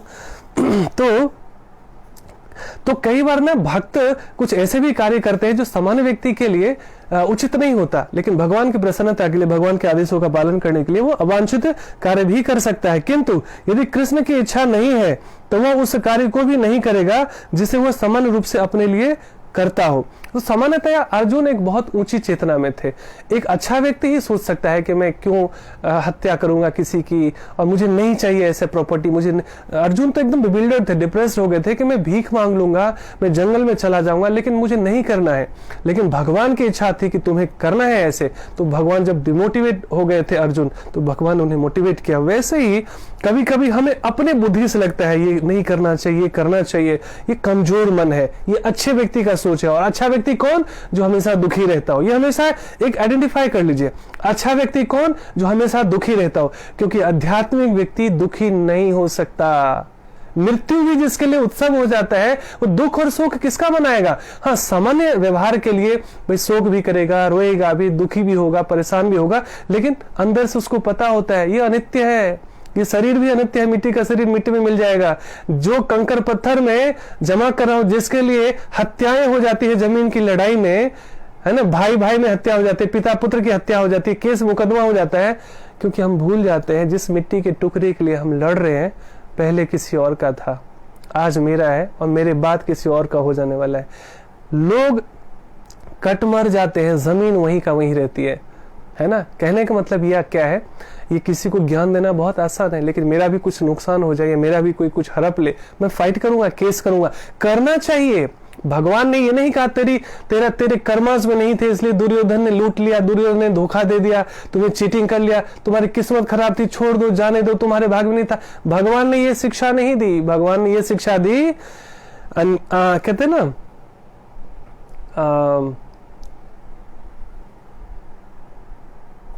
क्या है चेतना? न्यायार्थ अपने बंधुओं को दंड देना धर्म है। हाँ, ऐसे ही पता नहीं, ऐसे ही था, ऐसे पता नहीं दिनकर जी की है कि किनकी है कि हाँ, अधिकार खोकर बैठना ये भी महादुष्कर्म है, न्यायार्थ अपने बंधुओं को दंड देना धर्म है। कहने का मतलब है भगवान यह शिक्षा दे रहे हैं कि भले बनो पर भोले नहीं। आप किसी को तकलीफ मत दीजिए, पर किसी की इतनी हिम्मत भी ना हो कि वो आपको तकलीफ दे। इतना स्ट्रेंथ, इतना अपना स्टेप हमें लेना पड़ेगा। ऐसे नहीं होगा। देखिए, कई बार ना दुनिया में, समाज में जो अधर्म बढ़ता है, अन्याय बढ़ता है, अच्छे लोगों की चुप्पी की वजह से। कई बार पड़ोस में कुछ अन्याय हो रहा, हम चुप रहते हैं, मुझे लगता है हम अच्छा बनने लगते हैं ना, हमें क्या मतलब है, कोई बात नहीं, मुझे थोड़ी ना बुरा बनना है, लेकिन कल आपकी भी बारी हो सकती है। कहने का मतलब ये है, अधिकार खोकर बैठना ये भी महादुष्कर्म है, न्यायार्थ अपने बंधुओं को दंड देना धर्म है। तो धर्म के विरुद्ध, अधर्म के विरुद्ध यदि धर्म युद्ध ना लड़ा जाए, तो अच्छे लोगों की चुप्पी की वजह से, अच्छे लोगों की तथाकथित अच्छाई की वजह से बुरे लोगों का हौसला बढ़ता है। बुरे लोग संसार में 10-20% भी ही है, और वो 80% अच्छे लोगों को कंट्रोल कर लेते हैं। पूरी ट्रेन में एक चाकू वाला आ जाए, पूरे ट्रेन के बॉगी को कंट्रोल कर लेता है। क्यों? कि मेरे पास थोड़ी ना आया है, मेरे को थोड़ी ना कोई प्रॉब्लम होगा। एक साथ जुट के अच्छे लोग हो जाए तो बुरे लोगों की हिम्मत नहीं होती कि वो कुछ बुराई करे। तो ये धर्म ज्ञान जो है गीता के संदेश से ही आता है। तो भगवान ने ये नहीं कहा कि तुम्हारी किस्मत नहीं थी, उन्होंने कहा युद्ध करो, अन्याय के विरुद्ध युद्ध करो, सामान्य रूप से कार्य को भी नहीं करेगा जिसे वो सामान्य रूप से अपने लिए करता हो। अतः कर्म करना या न करना उसके बस में रहता है, क्योंकि वह केवल कृष्ण के निर्देश के अनुसार ही कार्य करता है। ये एक एक लाइन बहुत महत्वपूर्ण है ना। वो हर एक जो आध्यात्मिक अच्छा व्यक्ति कौन? जिसका मन ही गुरु बन गया है, जो अप्रशिक्षित मन को ही मालिक बना चुका है और अपने मन का गुलाम हो गया, मन के दास हो गया है। उसका जो मन करता है वही करता है। कहता है जी मैं हमेशा दिल की सुनता हूं जी। अरे दिल सोचता नहीं है, सोचता दिमाग है, और दिमाग यदि अप्रशिक्षित है, कोई कहते हैं ना मैं हमेशा अपने बच्चे की सुनता हूं। अरे बच्चा यदि प्रशिक्षित नहीं है तो आपको बिबिल्डर्ड करेगा, विचलित करेगा, भ्रमित करेगा। तो मन बच्चे की तरह है, बुद्धि इंटेलेक्ट जो है वो गार्जियन की तरह है। तो बुद्धि प्रशिक्षित होती है, यानी इंटेलेक्ट ट्रेंड होता है, तो मन को गाइड करता है। तो वो बुद्धि कैसे प्रशिक्षित होती है? भगवत गीता जैसे ज्ञान में जीकर। नहीं तो अपने मनोधर्म से, साधु कहते हैं अपने मनोधर्म से जियोगे, यानी मन को ही अपना गुरु बना लोगे, तो दुखी रहोगे, बिबिल्डर्ड रहोगे, विचलित रहोगे। तो हमें भगवान के ज्ञान में मन भगवान को देने का मतलब क्या है? भगवान जो संदेश देते हैं उसमें जीने का प्रयास, ये होता है भगवान को दिल देना, ये होता है शरणागति। नहीं तो आचार भी कहते जाते हो, अपमान भी करते जाते हो। सब लोग कहते हैं जी मैं भगवान को मानता हूं जी, लेकिन करते हैं अपने मन की, है ना। तो साधु कहते हैं जो अपने मन की बहुत करता है वो मंकी हो जाता है, मन बंदर की तरह उसका मन हो जाता है। इसलिए मन और शरीर हमें भगवान को देना चाहिए। गीता जी मुझे खुशी भी है, बबीता जी मुझे खुशी भी है कि आप डेली आते हैं, लेकिन जब आपको पता है कि ये सेशन 2 से 3 होता है तो अब लास्ट में क्यों जुड़ते हैं, है ना। सो मैं रिक्वेस्ट करता हूं, चूंकि आप हमेशा से रहे हैं, तो please be on time. So I welcome you all and thank you for your patience. जिनसे थोड़ा सा अंतरंग रहता है ना, उनको थोड़ा सा डांट भी लगाना पड़ता है। ये प्रेम का आदान प्रदान है। I hope nobody minds it. अतः कर्म करना या ना करना उसके बस में रहता है, क्योंकि वह केवल, अच्छा जो लोग आज पहली बार जुड़े हैं उनसे उनको मैं एक इन्फॉर्मेशन देना चाहता हूं कि 25 दिसंबर को भगवत गीता जयंती है। ये पूरे एक महीने हम लोग कुछ न कुछ ऐसे स्प्रेड करते हैं, गीता का प्रचार करते हैं, गीता बांटते हैं, गीता सुनते हैं, सुनाते हैं, है ना। और हम सबको करना चाहिए, भारतीय होने के नाते हम सबकी जिम्मेदारी है कि धर्म ज्ञान का प्रचार करें। और धर्म ज्ञान का प्रचार का मतलब हिंदू मुस्लिम धर्म का प्रचार नहीं, धर्म ज्ञान का मतलब भगवान के संदेशों का प्रचार करना, जिससे लोगों का दुख कम हो और लोग जीना सीख सके। That is the message. तो कहने का मतलब मैं प्रतिदिन, अभी भगवान की कृपा से ऐसी प्रेरणा हुई, 2 से 3 में प्रतिदिन आ रहा हूं 1 घंटे लाइव। तो मेरा भी स्वाध्याय हो जाता है, इसी बहाने आप लोगों के साथ में करता हूं स्वाध्याय, तो सत्संग भी हो जाता है। सो विन विन सिचुएशन, सुनने वाला सुनाने वाला दोनों प्यूरिफाई होता है। तो मैं 2 से 3, तो 25 तारीख तक अभी मैं डेली 2 से 3 रहता हूं लाइव। तो आप सभी का स्वागत है। जो लोग भी लाइक माइंडेड है उनको भी आप इनवाइट कर सकते हैं यहां पर। अतः कर्म करना या न करना उसके बस में रहता है, क्योंकि वह केवल कृष्ण के निर्देश के अनुसार ही कार्य करता है। यही चेतना भगवान की अहेतुकी कृपा है, जिसकी प्राप्ति भक्त को इंद्रियों में आसक्त होते हुए भी हो सकती है। अब ये बड़ा सुंदर लाइन, ये सेल्फ रियलाइज लाइन है कि इंद्रियों में आसक्त होते हुए भी, देखिए लास्ट लाइन बहुत महत्वपूर्ण है, सुनिएगा। यही चेतना भगवान की अहेतुकी कृपा है, यानी भगवान को जो दिल दे चुके होते हैं, मन दे चुके होते हैं। अहेतुकी कृपा मतलब भगवान को हमसे कुछ नहीं चाहिए वास्तव में, वो तो क्या नहीं उनके पास वास्तव में, हमें चाहिए उनके ज्ञान से, हमें चाहिए उनकी कृपा से जीवन में जो कुछ भी हम चाहते हैं। तो जो कुछ भी हमें भगवत गीता जैसे संदेशों में हमारी रुचि भी हुई है, ये भगवान की अहेतुकी ही कृपा है। नहीं तो इतना डिस्ट्रैक्शन है, इतना मतलब माइंड डिस्ट्रैक्ट करने के लिए इतनी सारी चीजें हैं सोशल मीडिया में कि भगवान में मन लगना बहुत मुश्किल चीज है ना। तो भगवान में मन लगना, 5 मिनट भी टिक जाना, 5 मिनट भी ध्यान कर लेना, समझिए हम सतो गुण में है।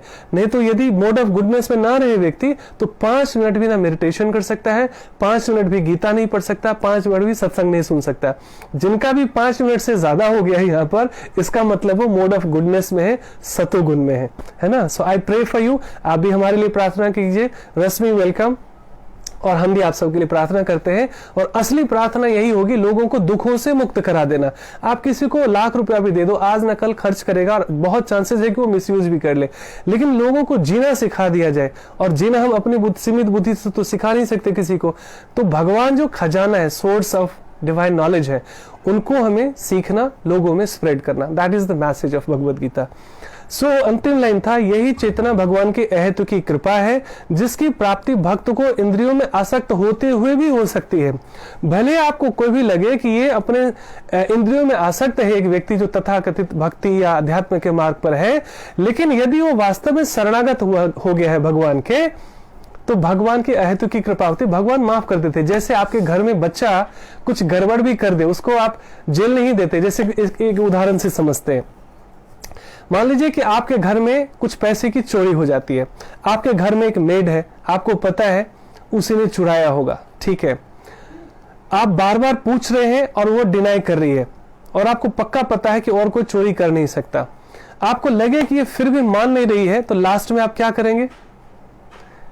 2 ही चीज हो सकता है, या तो उसको हटा देंगे, वो भी एक पनिशमेंट है, या तो पुलिस को कॉल करेंगे। यदि अमाउंट बड़ा है या कुछ ज्वेलरी वगैरह है, तो you will call the police कि देखिए ये हमारे घर में काम करती है और इसने चोरी कर लिया और ये बता नहीं रही है, ठीक है। पुलिस जाती है, पूछताछ करती है, डंडे मारती है, हर तरीके से टॉर्चर करती है, तब वो मानते हैं कि हाँ जी मैंने ले लिया था, मेरे पास ये दिक्कत थी, वो दिक्कत थी, ठीक है।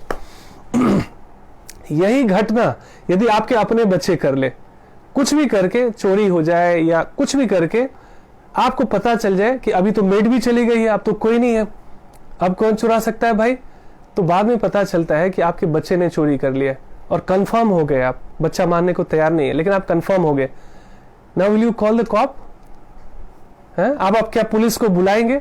बिल्कुल नहीं बुलाएंगे। क्यों नहीं बुलाएंगे? एक ही अपराध हुआ, एक में आपने इसको एक को सजा दे दी और एक को आप कह रहे हैं कि नहीं नहीं नहीं कोई बात नहीं, उसको डांटेंगे, जो भी कर सकते हैं सजा देंगे, but you will not call the police. अपने बच्चे को आप उसमें नहीं देंगे।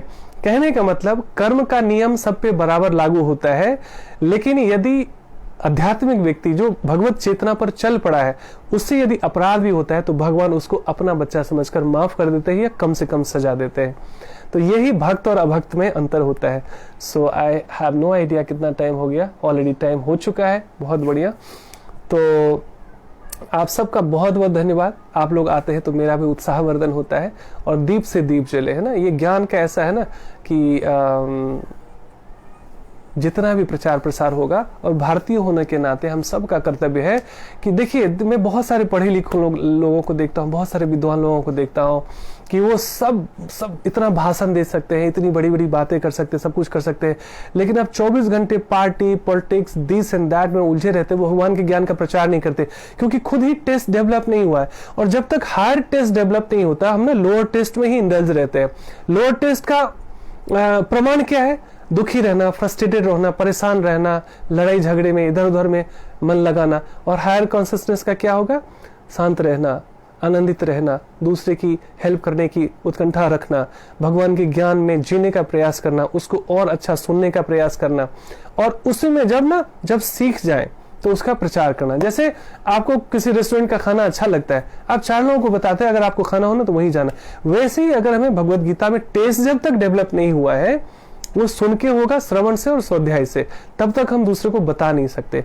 और मैं आपको बता दूं, भगवत गीता के प्रचार के लिए, धर्म के प्रचार के लिए बहुत ज्यादा प्रकांड विद्वान होना आवश्यक नहीं है ना। पहले ब्राह्मणों का काम होता था, लेकिन ब्राह्मण अब खुद मांसाहार कर रहे हैं, खुद नशा कर रहे हैं, है ना, खुद ऐसे not everybody, I am not criticising everybody, लेकिन चेतना है, कॉन्शियसनेस। कोई भी व्यक्ति किसी भी परिवार में, किसी वर्ण संप्रदाय में, है ना, जन्म लिया हो, लेकिन यदि उसका धर्म में रुचि हो, यदि धर्म के प्रचार में रुचि हो, धर्म की जिज्ञासा में रुचि हो, तो उसकी कॉन्शियसनेस होगी ब्राह्मणिकल कॉन्शियसनेस। इसलिए फिर बाहरी वो किस परिवार में, किस ऊंचे या नीचे परिवार में जन्म लो, सब गौण हो जाता है। यही अध्यात्म का मार्ग है।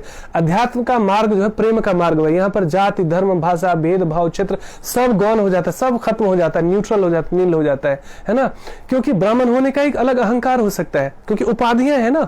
इसी तरह जैसे डिग्रियां या पद, तो ब्राह्मण होने का भी, एक पद का भी अहंकार हो सकता है, लेकिन वही ब्राह्मण है वास्तव में, या ब्राह्मण की चेतना में, वो किसी जाति धर्म वर्ण में जन्म लिया हो, जो भगवान के ज्ञान में जीने का प्रचार करता हो, भगवत ज्ञान का प्रचार करता हो, लव एंड कंपैशन में, अपने अहंकार के लिए या बुद्धि विलास के लिए नहीं, just not to just impress people और टू शो अप, प्रेम और करुणा में, कि मेरे जीवन में दुख था, तकलीफ था, मुझे भगवत ज्ञान से प्रेरणा मिली, मैंने जीवन में थोड़ा स्पार्क मिला, मैंने आनंद का स्वाद चखा, अब क्यों नहीं दीप से दीप जले, क्यों ना मैं इसको बांटूं, इसका प्रचार करूं। तो जिस दिन भी आप धर्म से जुड़ते हैं, धर्म का प्रचार करते हैं, तो भारतीय होने का समझिए आप अर्थ समझ गए हैं, और आपका वो दिन मीनिंगफुल है। कोई भी दिन ऐसा न जाए जो बिना स्वाध्याय, साधना, सत्संग और सेवा के गुजरे। तो भगवान से यही प्रार्थना करनी चाहिए हमें एक दूसरे के लिए, कि हम धर्म में जीने का प्रचार करें और धर्म का प्रचार करें, तभी वास्तव में हमारा इस संसार में होना सार्थक है।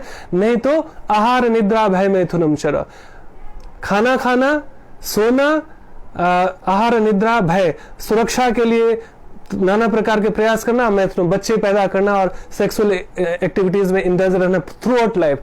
तो ये गधे भी करते हैं, कीड़े मकोड़े भी करते हैं।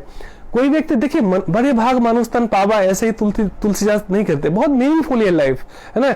इस मनुष्य जीवन से भी हम अगर केवल आहार निद्रा मैथुन ही कर रहे हैं, दैट मीन्स हमें अभी तक ना जीना नहीं आया वास्तव में।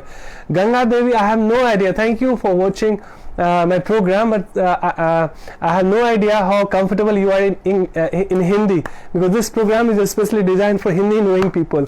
So someday I'm planning, because I am getting a request for a long time that I should speak in English as well. So someday I will prepare my lecture in English. So thank you for watching. God bless you all.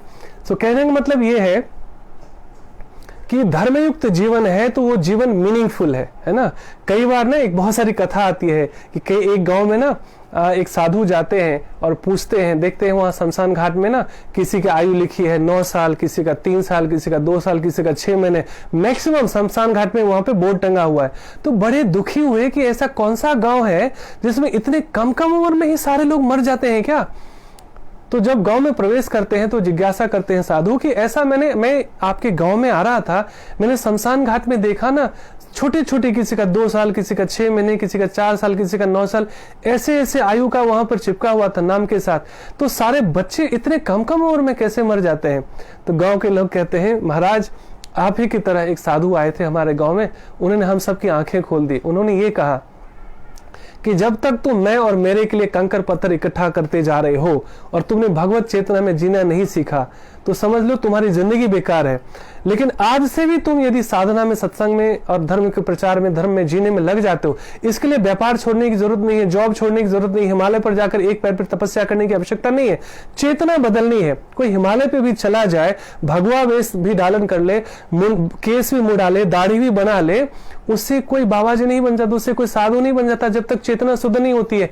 ऐसे अप्रशिक्षित लोग जो भगवान के ज्ञान में जिए बिना साधु बन जाते हैं, वो उत्पात ही मचाते हैं। वो खुद को भी अशांत रखते हैं, दूसरों को भी अशांति करेंगे, दुखी करेंगे। लेकिन एक गृहस्थ जीवन में भी, इसका मतलब सभी साधु ऐसे नहीं होते, सभी साधु की निंदा नहीं है, सभी ब्राह्मण भी ऐसे नहीं होते हैं, सभी, मतलब मैं एग्जाम्पल दे रहा हूं। यदि मैं किसी की निंदा करता हूं, ये समालोचना है, वास्तव में समीक्षा है, किसी की निंदा नहीं है, क्योंकि वी आर ऑल फैमिली, है ना। कोई हमारा, भगवान कहते हैं ममई अंश है जीव लोक का, वो सिर्फ मनुष्य नहीं, जीव मात्र के लिए कहते हैं कि हमारा सब अंश है ना। तो कोई अलग है ही नहीं वास्तव में। इसलिए हम हर एक प्राणियों से जो है प्रेम का संबंध रखते हैं, प्रेम का आदान प्रदान करते हैं। तो कहते हैं कि आप ही के जैसे साधु आए थे और उन्होंने कहा जिस जिस दिन से तुम ईश्वरीय चेतना में जीते हो, तुम्हारा उम्र उतना ही है, बाकी दिन तो वेस्ट गया। तो अब किसी की 70 साल में भी डेथ होती है, किसी की 90 साल की भी डेथ होती है, तो वहां पर वही एज लिखा जाता है जितने दिन से वो तप, स्वाध्याय, साधना इत्यादि, सेवा इत्यादि कर रहा था, यानी ईश्वरीय चेतना में जी रहा था। तो यदि कोई 9 साल से स्वाध्याय, साधना, सत्संग इत्यादि कर रहा था, तो उसके बोर्ड पर लिखा जाता था कि 9 साल में इनकी मृत्यु हो गई, किसी की 3 साल, किसी की 6 महीने। तब वो साधु बड़े प्रसन्नचित्त हुए कि बहुत कोई महान साधु हैं जो तुम लोगों की आंखें खोल के गए। वास्तव में ये तो मुझे भी नहीं पता था। सच बात यही है कि हमारी एज उतनी ही है जितनी देर से हम एक्चुअली तप, स्वाध्याय और ईश्वर प्रणिधान में हम जी रहे हैं, मतलब ईश्वरीय चेतना में जब तक जी रहे हैं, जब से जी रहे हैं, हमें उतना ही अपना एज काउंट करना चाहिए। बाकी तो हम कुत्ते बिल्ली की तरह जीते रहे हैं, पशु पक्षी के जीते रहे। वो भी मैथुन करते हैं, वो भी बच्चे पैदा करते हैं, वो भी घोंसला बनाते हैं, वो भी पूरे दिन जो है दाना चुगते हैं। तो हम अलग कैसे हैं? फिर बड़े भाग मनुष्य तन पावा का क्या मीनिंग हुआ? तो ये मैंने कल भी उदाहरण दिया था, पहले भी उदाहरण दिया था कि ये बॉडी है रोल्स रॉय कार की तरह, जो बहुत महंगी गाड़ी है। इंडिया में आज उससे महंगी गाड़ी कोई नहीं है विदेशी गाड़ी भले। लेकिन कोई व्यक्ति रोल्स रॉय गाड़ी से खेत जोतने लगे, हल चलाने लगे, लोग कहेंगे भैया कैसा व्यक्ति है ये, रोल्स रॉय जैसी गाड़ी से ये हल चला रहा है, खेत जोत रहा है। वैसे ही हम सब कर रहे हैं। इस बड़े भाग मनुष्य तन पावा से हम आहार, निद्रा, भय, मैथुनम में लिप्त रहते हैं और इसी को सुख, यानी 5 कर्मेंद्रियां, 5 ज्ञानेंद्रियां और एक मन को सुख मिले तो उसे सुख समझते हैं, और इसको सुख नहीं मिलते इसे दुख मिलते। असली सुख है ईश्वरीय चेतना में जीना। जिस दिन से हम ईश्वरीय चेतना में जीना सीखते हैं, उसी दिन से अपनी एज काउंटिंग करनी चाहिए कि आज मेरा 1 दिन हुआ है, मेरा उम्र 2 दिन हुआ है, 2 साल या 2 महीना। और भक्त तो पूरे जीवन भी साधना करते हुए कहते हे भगवान, मैं गया गुजरा हूं, मैं कैसा अभागा बच्चा हूं आपका, मुझे आपकी भक्ति में रुचि नहीं आती है, मुझे आपकी सत्संग में रुचि नहीं आती है। हे प्रभु, मुझ पर अहेतु की कृपा कीजिए कि मैं आपके ज्ञान में जीना सीख सकूं। वैसे ही प्रार्थना हम सबको एक दूसरे के लिए करना चाहिए, है ना। यहीं पर आज हम विराम देते हैं। आज समय फिर से ज्यादा ले लिया मैंने आप लोगों का। जाते जाते एक और जब ध्यान हम करते हैं, मैं यदि ऑफलाइन भी हो जाऊं तो आप 5 मिनट, 10 मिनट या 20 मिनट ये कर सकते हैं। जो बाद में जुड़े हैं, पुनः आप सभी का एक बहुत बहुत धन्यवाद। और जो लोग 5 मिनट से ज्यादा सत्संग में जुड़े रहे, टिके रहे, मैं खुद नहीं बता रहा हूं आपको, ये शास्त्रीय प्रमाण है कि आप सतोगुण में है, मतलब मोड ऑफ गुडनेस में है। 3 तरह के लोग होते हैं जो लोग नए हैं या पहली बार आए हैं, A class, B class, C class people, first class, second class, third class. सतोगुण, रजोगुण, तमोगुण, mode of goodness, mode of fashion, mode of ignorance, है ना। मोड ऑफ सतोगुण, मोड ऑफ गुडनेस का प्रमाण क्या है? आपको धर्म में, सत्संग में, साधना में, अच्छाई में, सेवा में, इसमें रुचि होगी, है ना। लेकिन भगवत गीता का ज्ञान कहता है इन तीनों से भी पार जाना, जिसको शुद्ध सतोगुण या गुणातीत कहते हैं। नहीं तो ये भी बांधती है, अच्छे होने का भी अहंकार हो जाता है कि मैं भगत हूँ, बाकी सब दुनिया वैसे ही है ना। मैं बहुत अच्छा इंसान हूँ, मैं सेवा करता हूँ, मैं लोगों की मदद करता हूँ, दुनिया ऐसी ही है, इसका भी अहंकार आ जाता है। ये भी बांधता है हमें संसार से। इसीलिए हमें इसमें भी बंधना नहीं है, लेकिन इतनी आसानी से या शुरू में समझ में आता नहीं है। पहले तो हम सतोगुण तक पहले पहुंचे, बाद में हम बियॉन्ड 3 गुणास हम पहुंचेंगे। Time is done already. I have exceeded my time. So sorry I have taken more time. It was 2 to 3 only, so I have exceeded my time. But I am winding up here with a meditation. So sit comfortably, sit by spine. आराम से, पीठ सीधा, कंधे relaxed, मन शांत, चेहरे पे प्रसन्नता का भाव। 5 लंबी गहरी सांस लीजिए, उसे जाने दीजिए। Take 5 soothing breath in and let go.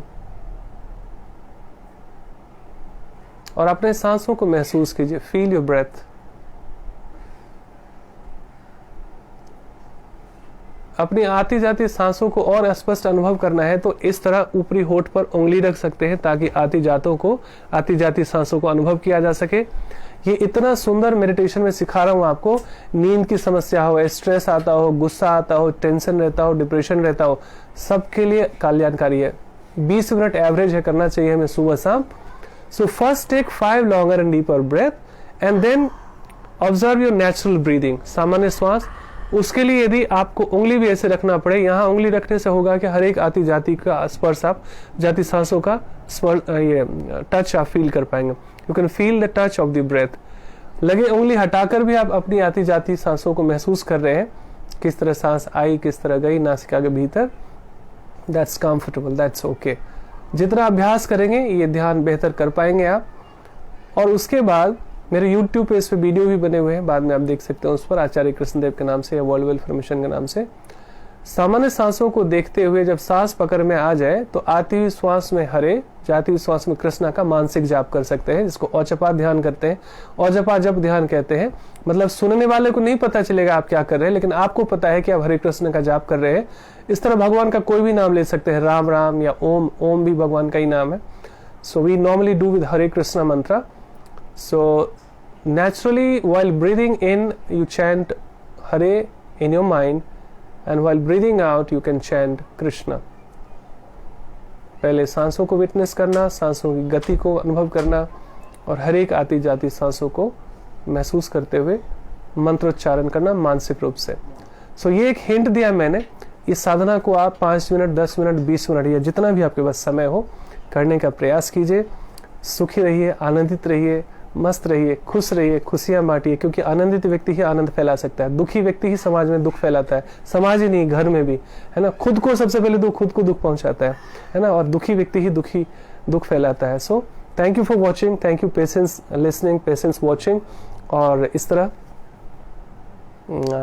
Daily हम अभी आ रहे हैं 25 तारीख तक, आगे भगवान की इच्छा, लेकिन कम से कम 25 तारीख तक हमने संकल्प लिया है कि हम स्वाध्याय सत्संग करेंगे साथ में मिलकर 2 से 3 बजे every day. Thank you so much. Hare Krishna. Om Shanti.